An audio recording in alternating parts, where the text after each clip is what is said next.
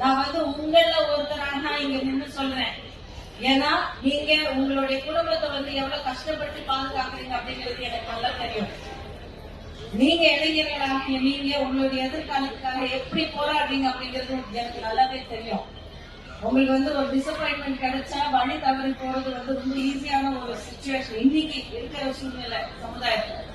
இருந்தாலும் நீங்க உங்களுடைய ஒரு லட்சியம், உங்களுடைய ஒரு டேலண்ட், உங்களுடைய பேஷன் அவ்வளவு ஸ்ட்ராங்கா படிச்சு இவ்வளவு நேர்மையா நீங்க உழைக்கணும் பாருங்க.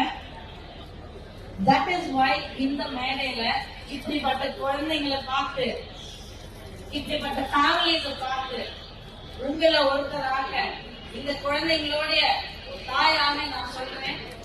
இது நம்மளுடைய தற்காப்பு, நம்மளுடைய வாக்கு, மக்களாட்சி, அம்மாவுடைய ஆட்சி, அண்ணன் எடப்பாடியார் அவர்களின் பாதுகாப்பான ஆட்சி மறுபடியும் நம்ம கொண்டு வரணும். நம்ம பாதுகாக்கணும், தமிழ்நாட்டை பாதுகாக்கணும். மறுபடியும் சொல்றேன், அரசியல் பேச்சு இல்ல. நான் உங்ககிட்ட வாக்கு சேகரிப்பதற்காக வரல, வாக்கு கேட்டு வரல, ஒரு கூட்டம் இல்ல.